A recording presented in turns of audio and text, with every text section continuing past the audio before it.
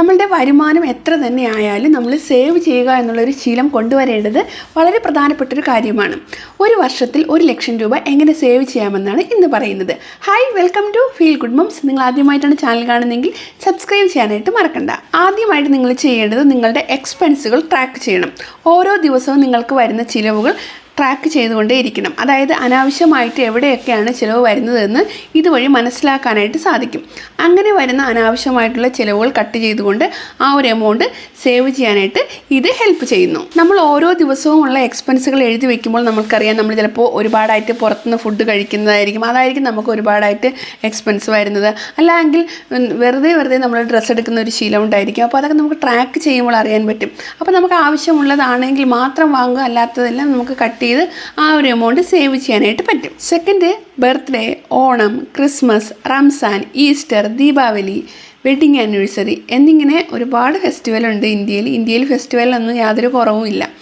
നമ്മൾ ഒരു കാര്യം മനസ്സിലാക്കേണ്ടത്, നമ്മൾ ഗിഫ്റ്റായിട്ട് നമ്മുടെ ഹസ്ബൻഡിനോട് ചോദിക്കണം, എനിക്ക് ബർത്ത്ഡേക്ക് ഇന്ന ഗിഫ്റ്റ് വേണം, അല്ലെങ്കിൽ വെഡിങ് ആനിവേഴ്സറിക്ക് ഇന്ന സാധനം വാങ്ങിത്തരണം. അല്ലെങ്കിൽ നമ്മുടെ അച്ഛനും അമ്മയും ഒക്കെ നമുക്ക് ബർത്ത്ഡേക്കോ അല്ലെങ്കിൽ എന്തെങ്കിലും ഇതുപോലെയുള്ള ഫങ്ഷൻസിനൊക്കെ നമുക്ക് എന്തെങ്കിലും ഗിഫ്റ്റായിട്ട് വാങ്ങിത്തരാൻ നിൽക്കുമ്പോൾ അവരോട് നമുക്ക് ആ ഒരു എമൗണ്ട്, ഇപ്പോൾ എത്രയാണോ നിങ്ങൾ ഗിഫ്റ്റായിട്ട് വാങ്ങാൻ ഉദ്ദേശിക്കുന്നത് ആ ഒരു എമൗണ്ട് ക്യാഷായിട്ട് തരാൻ പറയാം. ഇങ്ങനെ കിട്ടുന്ന ക്യാഷ് ചിലവാക്കാതെ സേവ് ചെയ്ത് വെച്ചതിന് ശേഷം നമുക്കൊരു വലിയ ആഗ്രഹം നിറവേറ്റാനായിട്ട് ഇത് യൂസ് ചെയ്യാം. മൂന്നാമത്തേത്, നോ സ്പെൻഡ് ചലഞ്ച്.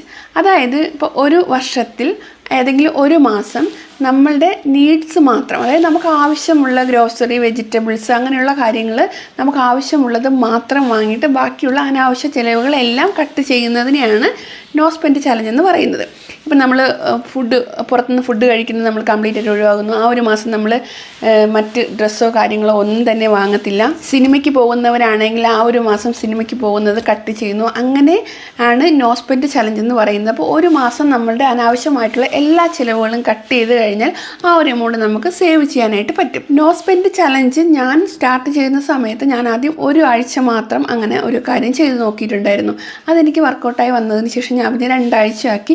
പിന്നെ അത് 3 ആഴ്ച നോ സ്പെൻഡ് ചലഞ്ച്, അതായത് അനാവശ്യമായിട്ടുള്ള ചിലവുകളെല്ലാം കട്ട് ചെയ്തു. ഇപ്പോൾ ഞാൻ ഒരു വർഷത്തിൽ ഒരു മാസം അനാവശ്യമായിട്ടുള്ള ചിലവ് ഫുള്ള് കട്ട് ചെയ്തിട്ട് ആ ഒരു മാസത്തിൽ വരുന്ന പൈസ എടുത്ത് സേവ് ചെയ്യാറുണ്ട്. നോ സ്പെൻഡ് ചലഞ്ച് എടുക്കുന്ന സമയത്ത് ശ്രദ്ധിക്കേണ്ടത്, ഓൺലൈനിൽ നിന്ന് യാതൊരു സാധനങ്ങളും നിങ്ങൾ മേടിക്കരുത്. അതായത് ആമസോൺ, മീഷോ, ഫ്ലിപ്കാർട്ട് ഇങ്ങനെയുള്ളതിൽ നിന്നുള്ള സാധനങ്ങൾ വാങ്ങുന്നതെല്ലാം നിങ്ങൾ കട്ട് ചെയ്യുക. അതുപോലെ ഷോപ്പിങ്ങിന് പോകുന്നുണ്ടെങ്കിലും അനാവശ്യമായിട്ടുള്ള ഷോപ്പിങ്ങുകൾ ഒഴിവാക്കുന്നതാണ് നല്ലത്. അങ്ങനെ നമുക്ക് കുറേ എമൗണ്ട് സേവ് ചെയ്യാനായിട്ട് പറ്റും. നാലാമതായിട്ട് ശ്രദ്ധിക്കേണ്ടത്, റിയലിസ്റ്റിക് ആയിട്ടുള്ള ഒരു ഗോൾ നിങ്ങൾ സെറ്റ് ചെയ്യണം. ഇപ്പോൾ 1,00,000 എന്നുള്ളത് നിങ്ങൾക്ക് ബുദ്ധിമുട്ടുള്ള കാര്യമായിട്ട് തോന്നുന്നെങ്കിൽ നിങ്ങളൊരു 50,000 അല്ലെങ്കിൽ ഒരു 30,000 അങ്ങനെ നിങ്ങളെ കൊണ്ട് പറ്റുന്ന രീതിയിലുള്ള ഒരു ഗോളാണ് നിങ്ങൾ സെറ്റ് ചെയ്യേണ്ടത്. ഗോൾ സെറ്റ് ചെയ്യുമ്പോൾ അച്ചീവ് ചെയ്യാൻ സാധിക്കുന്ന ലെവലിലുള്ള ഗോൾ വേണം നിങ്ങൾ സെറ്റ് ചെയ്യാൻ വേണ്ടി. നിങ്ങളിപ്പോൾ ഒരു വീട്ടമ്മയായിരിക്കും, അപ്പോൾ ഹസ്ബൻഡ് തരുന്ന ക്യാഷിലായിരിക്കും നിങ്ങൾ ചിലവ് നടത്തുന്നത്. അപ്പോൾ അങ്ങനെയുള്ളവർക്ക് 1,00,000 രൂപ സേവ് ചെയ്യാൻ ചിലപ്പോൾ പറ്റിയെന്ന് വരില്ല. അപ്പോൾ നിങ്ങളെ കൊണ്ട് ഒരു 10,000 രൂപയാണ് ഒരു വർഷത്തിൽ സേവ് ചെയ്യാൻ പറ്റുന്നതെങ്കിൽ ആ ലെവലിലുള്ള ഗോൾ നിങ്ങൾ സെറ്റ് ചെയ്യുക. ഈ ഒരു ചാനലിൽ 1,00,000 സംതിങ് ഫോളോവേഴ്സ് ഉണ്ട്. അപ്പോൾ ഞാൻ എൻ്റെ ഗോൾ സെറ്റ് ചെയ്യണം, എനിക്ക് ഒരു വർഷത്തിനുള്ളിൽ 1 മില്യൺ ഫോളോവേഴ്സ് ആവണം എന്ന് സെറ്റ് ചെയ്ത് കഴിഞ്ഞാൽ അത് കുറച്ച് നടക്കുന്ന ഒരു കാര്യമല്ല.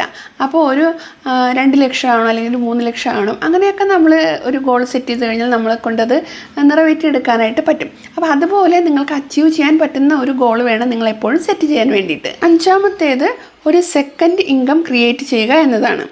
ഇപ്പോൾ സെക്കൻഡ് ഇൻകം എന്ന് പറയുമ്പോൾ നിങ്ങൾ വീട്ടിലിരിക്കുന്നവരാണ് എങ്കിൽ, നിങ്ങളൊരു തുടക്കക്കാരാണ് എങ്കിലും, നിങ്ങൾക്ക് ഇൻകം കുറവാണ് എങ്കിലും, അങ്ങനെ വരുന്ന സാഹചര്യങ്ങളിൽ ഒരു സെക്കൻഡ് ഇൻകം കണ്ടെത്താനായിട്ട് കഴിയുമോ എന്ന് നോക്കുക. ബേക്കിംഗ് ഒക്കെ നല്ല സ്കോപ്പുള്ളതാണ്. അതായത് കേക്കൊക്കെ ബേക്ക് ചെയ്ത് കൊടുക്കുന്നതൊക്കെ നല്ല സ്കോപ്പുള്ള ബിസിനസ്സാണ്. അതുപോലെ റീസെല്ലിങ് ചെയ്യാം. ഇങ്ങനെ എന്താണോ നിങ്ങളെക്കൊണ്ട് സാധിക്കുന്നത് അങ്ങനെ ഒരു സെക്കൻഡ് ഇൻകം നിങ്ങൾ കണ്ടെത്തുക. ആറാമത്തേത്, നിങ്ങൾ ശ്രദ്ധിക്കേണ്ടത്, ഇപ്പോൾ നിങ്ങൾ 1,00,000 രൂപ സേവ് ചെയ്യണമെന്നുള്ള ഒരു ഗോളാണ് നിങ്ങൾ സെറ്റ് ചെയ്ത് വെച്ചിരിക്കുന്നതെങ്കിൽ, അത് നിങ്ങൾക്കൊരു വലിയ എമൗണ്ട് ആയിട്ട് തോന്നുമെങ്കിൽ നിങ്ങളൊരു ബുക്ക് എടുത്ത് വയ്ക്കുക. എന്നിട്ട് ഈ 1,00,000-നെ 12 കൊണ്ട് ഡിവൈഡ് ചെയ്യണം. അപ്പോൾ നിങ്ങൾക്ക് ഒരു മാസത്തിൽ എത്ര രൂപയാണ് സേവ് ചെയ്യേണ്ടതെന്നുള്ള കാര്യം മനസ്സിലാക്കും.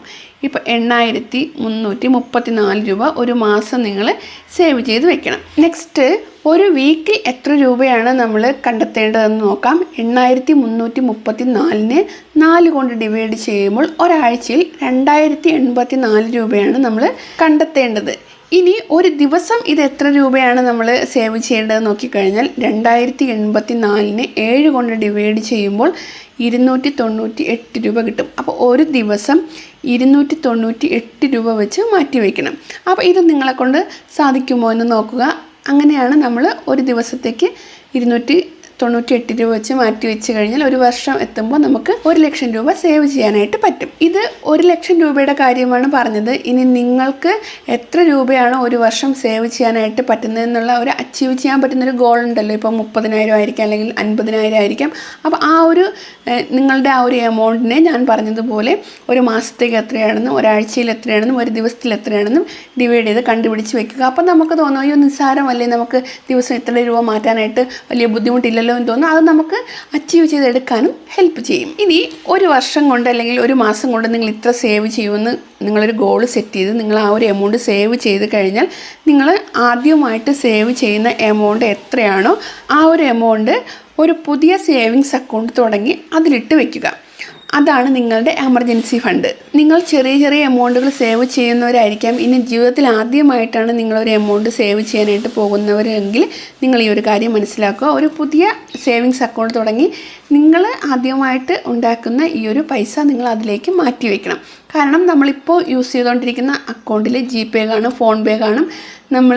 നമ്മുടെ മറ്റ് ആമസോൺ പോലെയുള്ള കാര്യങ്ങളിലൊക്കെ ഇതിൽ നിന്നായിരിക്കും എടുത്ത് യൂസ് ചെയ്യുന്നത്. അപ്പോൾ നമ്മൾ ഈ ഒരു എമൗണ്ട് സേവ് ചെയ്തിട്ട് നമ്മളിപ്പോൾ യൂസ് ചെയ്യുന്ന അക്കൗണ്ടിൽ തന്നെ ഇട്ട് കഴിഞ്ഞാൽ നമ്മൾ പെട്ടെന്നൊരാവശ്യം വരുമ്പോൾ അതിൽ നിന്നെടുത്ത് ചിലവാക്കും. നമ്മൾ സേവ് ചെയ്തതിനേക്കാൾ കൂടുതൽ ഫാസ്റ്റായിട്ട് നമ്മുടെ കയ്യിൽ നിന്ന് ചിലവായി പോകും. അതുകൊണ്ടാണ് പുതിയൊരു സേവിങ്സ് അക്കൗണ്ട് തുടങ്ങി അതിലേക്ക് ഈ ഒരു ക്യാഷ് മാറ്റാനായിട്ട് പറഞ്ഞത്. അത് നിങ്ങളുടെ എമർജൻസി ഫണ്ടായിട്ടാണ് നിങ്ങൾ വെക്കേണ്ടത്. ഈ എമർജൻസി ഫണ്ട് എന്താണെന്നൊക്കെ വരും വീഡിയോയിൽ പറയുന്നതാണ്. 7ാമതായിട്ട് നിങ്ങൾ ശ്രദ്ധിക്കേണ്ടത്, ഇപ്പോൾ പുതിയൊരു വർഷം തുടങ്ങുമ്പോൾ ഓരോരോ ഗോൾ നമ്മൾ സെറ്റ് ചെയ്യും.